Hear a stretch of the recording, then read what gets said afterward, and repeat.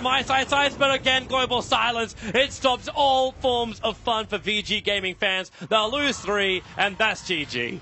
Silencer won this game so hard for them. Sure, they had an amazing run with Queen of Pain and DK, but a lot of it is attributed as well to the fact that Silencer was always there. He saved them in the early game when Mu was about to die, getting comboed by Sanking and Lina. Yep. He broke that combo, and in every team fight, there was no Grave.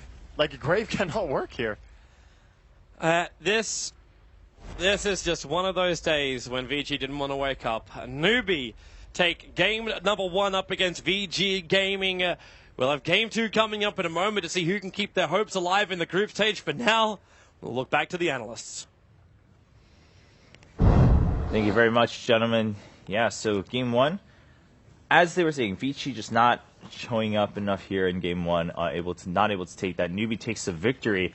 And I do believe this puts Newbie in a decent spot in Group B for still a chance to fight for that top 4. VG not so much. It doesn't sound like they will have much of a shot there. But let's run through the game itself. I mean, rather than talking about all the consequences going forward. Dakota, how did you view this game? I mean, we talked a lot about the matchup before. Then Newbie getting a lot of these soft and hard counters against VG Gaming. How did that pan out? Well, I mean, Ben made the call. I mean, you guys agreed. DK was a pretty viable hero, probably coming into this matchup, and we got to really shine. It got to really shine there. They got what they wanted. They put a lot of emphasis typically on their laning stage. They got what they needed from there. Then they came together and they said, let's move out, boys. And they got what they wanted. I mean, it must have been like 80% of those kills were track kills for them. That means that their clockwork gets to build up a lot faster. He gets to build into some serious utility core items, and he gets his like luxurious Agnum Scepter in a better time, and he put it to good use. Yeah. And Ben, greedy Ben over here with all 3 of the punches. How did you view that game? Things really went wrong at that Roche fight. They had a pretty good fight. We agreed that, like, okay, they killed the DK, Sinking, like, stopped his Blink Dagger, kept him there on the cliff, and then they stayed around. They had, I think, like, a hero advantage, but they had, like, no mana, no health. Roshan was right at that HP where it's like juicy enough where you want to kill it, but you know it's a bad idea. And then you're in that state, you're like, I really, really want to do this. And I think they knew it was a bad idea. They just thought they could get away with it. Mm-hmm. And maybe if they like didn't have the Clockwork Scout, because if you go for like a really, really risky play, the opponents might not think that you're that ballsy enough to do so.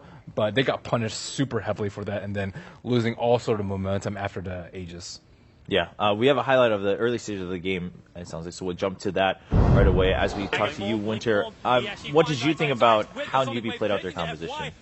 I think there were several situations that we saw that even the casters were talking about how not being on the same page with his team. He was, I think, in the bottom tier 1 tower, he was hitting the tower by himself. I mean, they were there, but the 4 of his teammates decided that, okay guys, this might actually be a bad idea. Our enemy heroes are respawning and they're going to come back with their ultimates up. So it's probably a better idea that we just get back. But Overstate is welcome, and the team tried to help him, and it turned out to be a bad idea. Yeah, for Vici, it did seem like a lot of times they weren't sure. I mean, even at the Roche situation, it was just like they weren't able to really make a split-second decision one way or the other. Yeah, they were really hesitant. The 2 of them were there, like the Gyro and the Storm. They were standing outside the pit, and a rocket flare came in, a track came out, and they were. How was hitting the Roche, and the Storm was like, I think I want to get out of here, bro. And he runs out, and he goes back in probably because the Gyro's like telling him, tank for me, bro, tank for me. I think we can finish the Roche. So, and then halfway through it, they decide, okay, I think it's a better idea to try and kill heroes before we try to go Roche. So he jumps up. But enemy heroes respawn, they dive too deep, and they overcommit. So it's more like they weren't really on the same page at the heat of the moment. They were very hesitant. Like we talked about Vici before, sometimes they might be having too many of a different idea. And, you know, during the heat of battle, you want to have someone just saying, okay, guys, we're just going to go back, no more arguments, and it would have avoided a lot of the stuff that happened after that. Yeah, it sounds simple, but in the reality, yeah, it's difficult. It's really like someone would be yelling like, yeah, I think we can do this. Then you're like, okay, you sort of get the confidence from your team. Even if it's false confidence sometimes. Yeah. I mean, it's not even just the heat of the moment for that particular game. It's a big game in particular for Vici. They need this win just to try to stay alive in the upper bracket. Right. So you could chalk a bit of it to nerves, but these guys are world class. You hope that they kind of are able to put those, anxious feelings aside, but it is pretty apparent when you see them splitting apart, trying to come together. It's a bit of a hot mess. There's too much indecisiveness, I feel. Yeah, a lot of it did seem like a scramble. We'll take another look at a situation here in that game 1, and maybe we'll be able to see that for VG Gaming. With the rocket flying out, I really like the itemization from the DK. He was like so tanky that you can't initiate on him. If you go on him with like the Storm or the Sinking, especially if he's solo, you're going to lose the fight. And if he gets his BKB off, like as the Storm's zipping in or as the Epi's coming out, you lost the fight. And of course they have Silencer to back him up, a very nice hook shot, but he got so many kills with that Blink Dagger and was just able to just keep them disabled for so long. Sure, they have Grave, but they can't do anything. And we said like, oh yeah, Gyrocopter, he gets Graved, he does his thing, but BKB Dragonite doesn't really care. He has so much armor, he can take the flank, he has BKB for all the magic damage.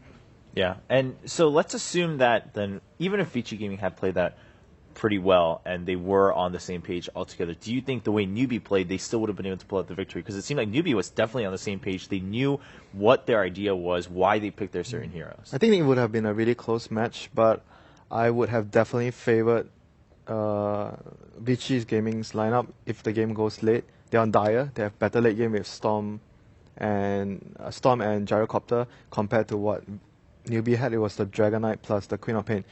They don't scale as well. So I feel if both of the teams executed, it would be a really action-packed game. And when it goes down to the wire, VG's lineup would come out on top. Okay. Then, do you think for VG, I mean, regardless of, again, the implications that go forward into the bracket stage for them, still winning a game, even if you're in the lower bracket, it matters, right? Going in knowing, like, all right, we still drew against a lot of the teams. We know we can take them if it's in or just a best of 1, or then going forward, like best of series later on. What do they change here? I mean, it sounds like the draft wasn't really the problem. Do they just say, hey, let's just calm down a little bit and move on, let's just focus on the game? Or do they say, hey, let's just try something completely new in terms of the draft? I mean, I wouldn't mind that, and that's what I was saying before. I wouldn't mind a little bit of that innovation, that little bit of flair that they used to have, particularly with like Ice and letting them really explore that off lane a bit and have some fun.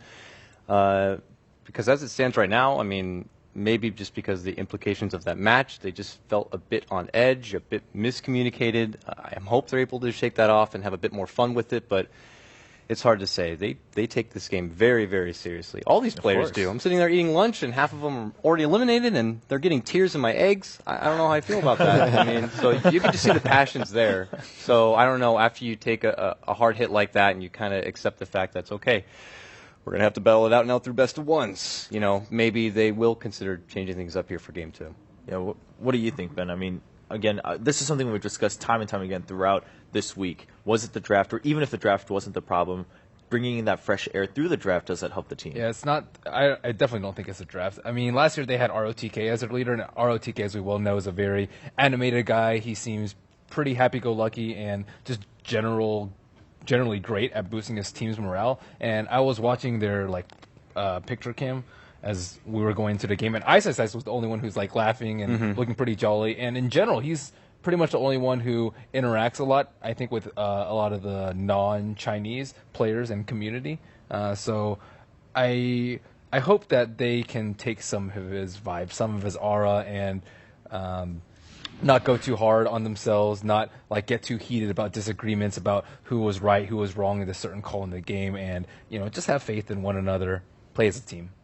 All right, and as you just saw on the screen, quick update is that IG beat Na'Vi in the very first game of their series, so 1-0, only one game left. I believe that still has implications with Complexity beating Fnatic. Between IG and Fnatic, who gets to be in the top half of the bottom 4? Yeah, something if IG are able to 2-0 Na'Vi here, which a lot of people weren't sure was going to happen, but they actually looked really good in Ferrari game 1. went godlike. Yeah. There you go. I mean, yeah, IG was looking a little bit rocky throughout this week, but it sounds like we do have a highlight. Before we take a look at the standings, we'll jump and check out how that game panned out for IG versus Na'Vi in game 1. Bowling from far away, and you force the song team. And Storm Spirit is out of control. Ferrari is mega farmed and has slayed so many of Navi's heroes. I think it was like a 15-2 start, if not worse, for Na'Vi, and they're just struggling to get any sort of kills, even with some very aggressive heroes like Bloodseeker and Queen of Pain.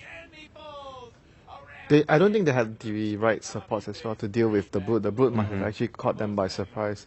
CM and Naga generally don't deal with the Brood that well. If she gets out of control, you can't really catch the Brood with the two supports like this that easily. Of course, there's a song, but it's still difficult to catch the Brood out. So Wasn't the idea to just let Brood alone though versus Bloodseeker? did they actually put? Oh, did they actually do that? Because I didn't catch the. early Yeah, part. Havos was Bloodseeker. I don't know. I'm just assuming that's probably what they did. Right, yeah, we because didn't then he get was to mid see. Funnick on Centaur. But regardless, they got crushed. Yeah, I mean, regardless of the plan, and Navi not able to pull it through. And we were half joking about this earlier in the week. We were like, we're going to see the Brood slip by at least another time. It's going to come up. It's going to catch another team a little bit off guard. And it sounds like that's what happened here. Of course, Ferrari performing. It's just one of those heroes you just can't. You just feel so stupid after dropping a match versus a Brood that you didn't prepare for. You're just like, okay, we should have banned it. And then 10 games later, it happens again. And it will happen. Like once out of 20 games, once out of Right. 30 games. It just depends on the frequency of how often you let it slip through.